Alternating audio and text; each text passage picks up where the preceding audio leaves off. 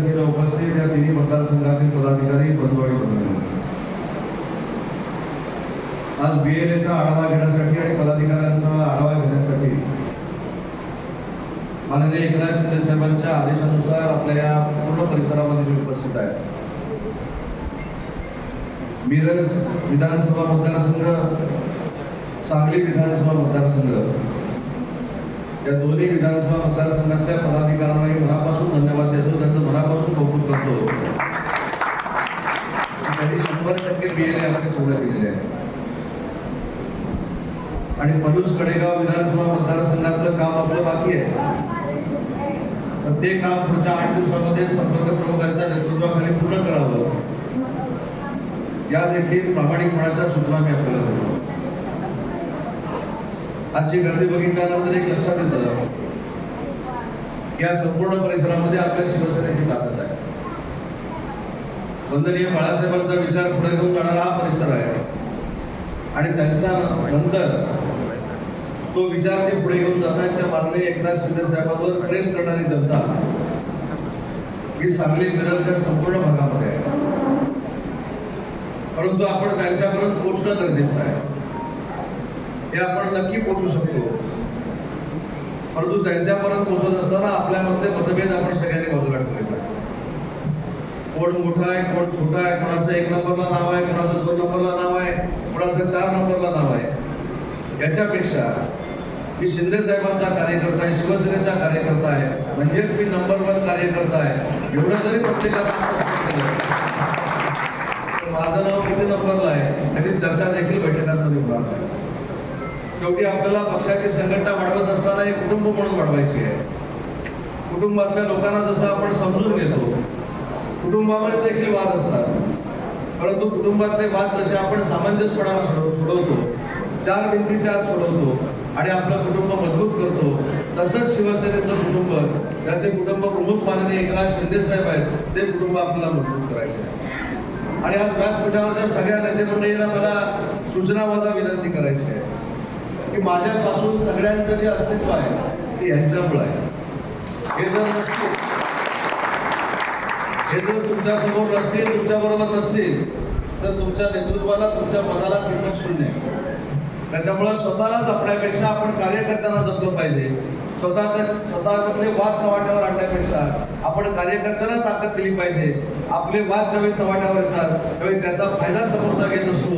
एवढं जर अजून तुम्हाला कळत नसेल तर तुम्ही अजून शालेय शिक्षण घेण्याची आवश्यकता आहे, असं माझं एक कार्यकर्ता म्हणून मत आहे। शालेय शिक्षण म्हणजे काय? 1ली, 2री, 3री, 4थी काढणं आवश्यक आहे। ज्युनियर पासूनच कामाला लागलं, कारण शेवटी आपल्यामधले जे मतभेद आहेत ते आपल्यामधले मतभेद चव्हाट्यावर आणून लोकांना त्याचं प्रदर्शन दाखवायचं। मी किती मोठा आहे, मी किती छोटा आहे, मी माननीय एकनाथ शिंदे साहेबांच्या किती जवळच आहे, हे प्रदर्शन मांडायचं। यानं काही शिवसेनेची संघटना होणार नाही। आज कदाचित आम्ही व्यासपीठावर असू, परंतु पुढच्या 2 महिन्यामध्ये खालचा देखील वर येऊन बसू शकतो, अशी यंत्रणा शिंदे जे खाली जे सर्वसामान्य माझ्या महिला भगिनी बसलेल्या आहेत, माझे युवा कार्यकर्ते बसलेत, माझे ज्येष्ठ कार्यकर्ते बसलेत, ते शिवसेनेवर प्रेम करत आहेत। त्यांची निष्ठा जर एकनाथ शिंदे साहेबांवर असेल, त्यांचं काम जर तुमच्यापेक्षा प्रामाणिक असेल, तर आपल्यातले 2-4 लोक खाली जाऊ शकतात आणि खालच्यातले 2-4 लोक वर येऊ शकतात। हे देखील योगेशजी आपण आपल्याला शिंदे साहेबांचा शिवसेना पक्ष वाढवायचा आहे। त्याच्यामुळे तो शिवसेना पक्ष वाढवत असताना याच्या पुढे गटबाजी चालणार नाही। याच्या पुढे स्वतःमध्ये जर काही मतभेद असतील आपल्यामध्ये, ते 4 भिंतीच्या आत आपण सोडवले पाहिजे। त्याचं वर्तमानपत्रात प्रदर्शन करण्याची काही आवश्यकता नाही। मी प्रत्येक मतदारसंघामध्ये, जिल्ह्यामध्ये जात असताना पदाधिकाऱ्यांनी 2-4 दिवसापूर्वीच्या बैठका घेतल्या दोघेची, त्याचा आढावा माझ्या यंत्रणेमार्फत घेत होता।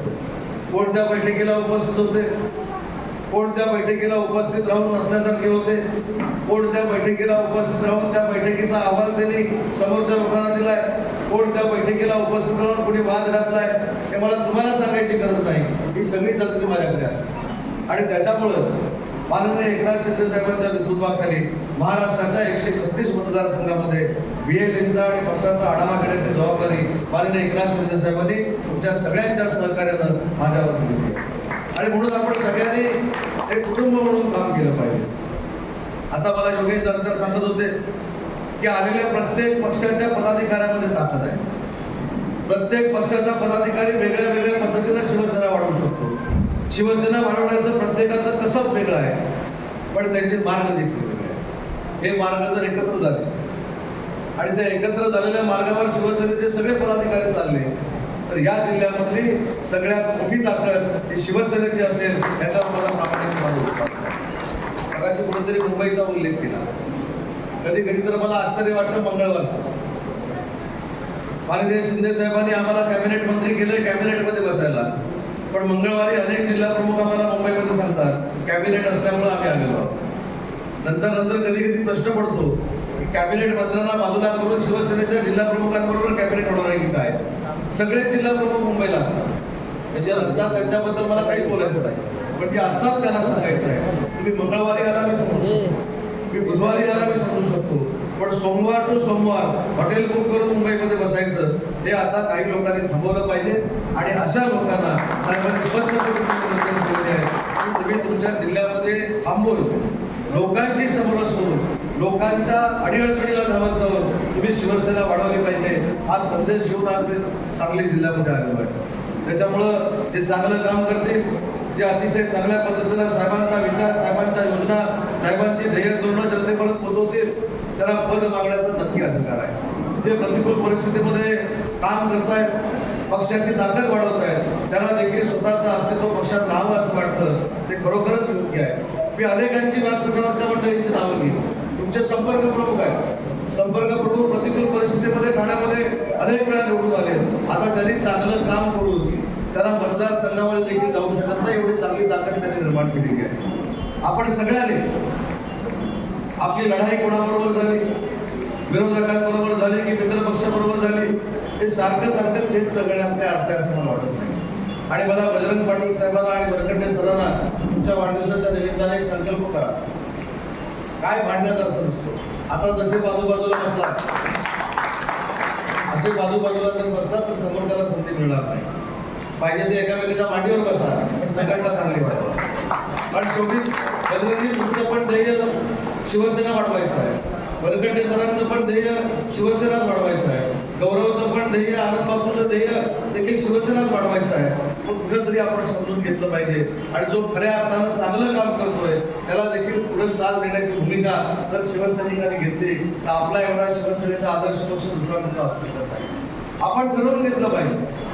काही ठिकाणी ज्या निवडणुका झाल्या, मी आवर्जून गौरवचं नाव या ठिकाणी घेतो. आज गौरवचा मतदारसंघ तर आपण बघितला तर प्रतिकूल परिस्थितीमध्ये या सांगली जिल्ह्यातला सगळ्यात मोठा जर मतदारसंघ कुठला असेल तर गौरव नायकवडी. पण त्या ठिकाणी शिवसेनेचं अस्तित्व कशा पद्धतीनं टिकवायचं आणि कशा पद्धतीनं अस्तित्व ते पुढे घेऊन जायचं याच्यावर अतिशय चांगल्या पद्धतीचा विचार त्यांनी आणि त्यांच्या सर्व शिवसैनिकांनी केला. म्हणूनच त्यांना जिल्हा परिषद पंचायत समितीला चांगल्या पद्धतीचं यश मिळालं. आपण सगळेजण जर त्याच्या मागोबं राहिलो तर कुठं देखील तो परिवर्तन घडू शकतो. अशा लोकांना आपण आशीर्वाद देण्याची गरज आहे. आपण त्यांना पुढे नेऊन सहकार्य करण्याची गरज आहे.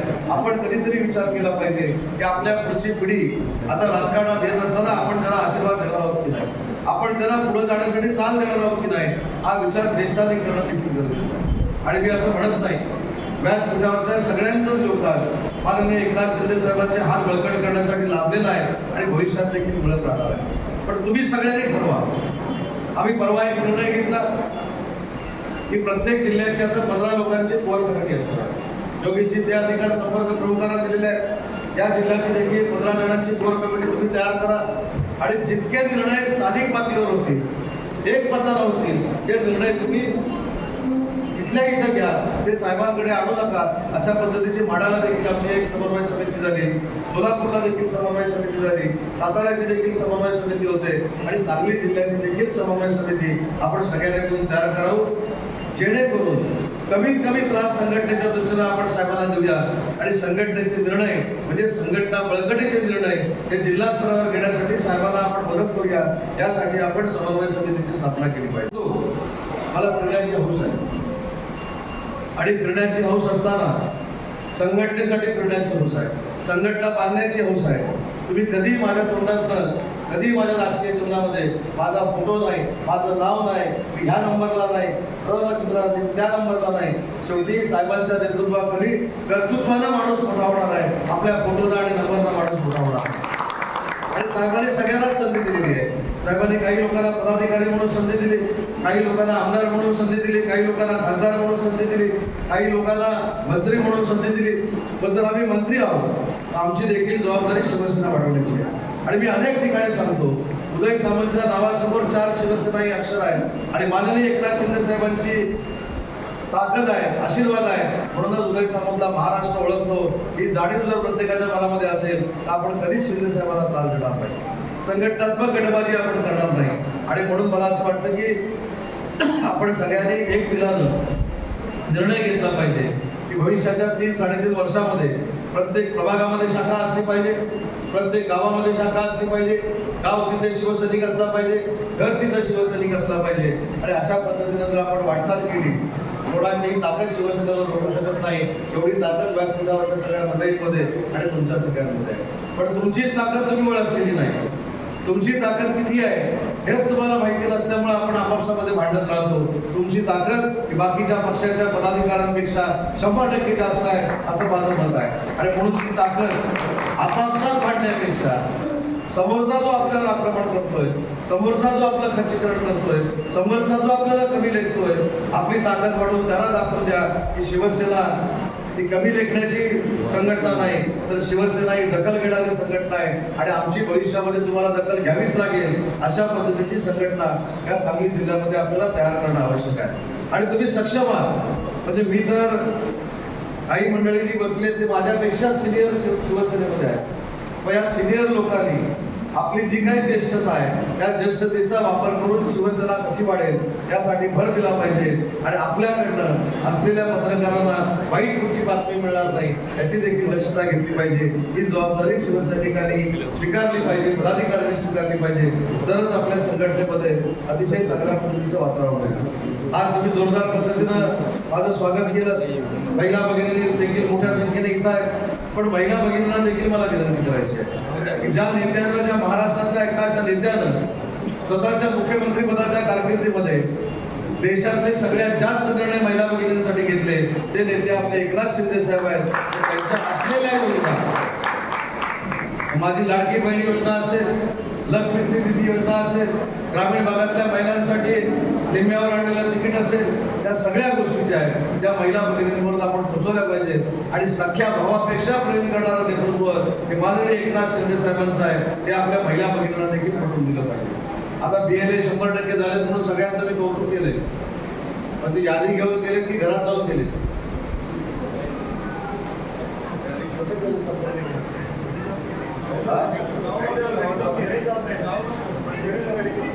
जर सांगलीच्या पदाधिकाऱ्यांनी घरी जाऊन केले असतील तर त्यांना नोबेल पारितोषिकच दिलं पाहिजे, दुसरं पारितोषिक त्या जगामध्ये दिसत नाही. पण केलंय की नाही हे आत्मचिंतन करा. माझं म्हणणं आहे की आपण ज्यावेळी संघटनेच्या बाबतीमध्ये काहीतरी वेगळा निर्णय घेतो तेव्हा आपण संघटनेला फसवत नसतो, आपण स्वतःला फसवत असतो. मी त्याच्यावर अशी टीका टिप्पणी करणार नाही. तुम्ही खरोखरच स्वतःहून जाऊन ते BLA जर केले असतील तुम्ही कौतुकालाच पात्र आहे. पण ते BLA आता 100% मॅपिंग करून घेतात की नाही यासाठी आपण प्रक्रिया राबवली पाहिजे. शिवसेनेचे हात बळकट केले पाहिजेत, शिवसेना बळकट केली पाहिजे. यासाठी सगळ्या BLAनी अतिशय चांगलं काम करावं एवढीच माझी आपल्याला विनंती आहे. आणि BLA म्हणजे काय, तसं बघायला गेलं तर BLA म्हणजे आपला बूथ प्रमुख आहे. बूथ प्रमुख हाच जर आपण BLA केला तर अजून एक तुम्हाला महत्वाची गोष्ट सांगू की आजपर्यंतच्या राजकीय इतिहासामध्ये जो आपण कायमस्वरूपी म्हणतो की बूथ प्रमुख आमचा कडा आहे, म्हणजे BLA आमचा कडा आहे, त्या BLAच्या घराला संरक्षण देण्याचं काम देखील 19 तारखेला माननीय एकनाथ शिंदे साहेब करणार आहेत. ते संरक्षण म्हणजे आमच्यासारखे काही बॉडीगार्ड करणार नाही, पण जो कार्यकर्ता बूथ प्रमुख म्हणून काम करतोय त्याचं घर देखील सुरक्षित असलं पाहिजे, तो देखील सुरक्षित असला पाहिजे. अशा पद्धतीची देशातली पहिली योजना जवळजवळ 2 लाख पदाधिकाऱ्यांसाठी माननीय एकनाथ शिंदे साहेब आपल्या वर्धापन दिनाच्या निमित्तानं जाहीर करतील. याचा अर्थ त्या नेत्याला आपली काळजी आहे. आणि ज्या नेत्याला आपली काळजी आहे त्या नेत्याची काळजी आपण घेतली पाहिजे.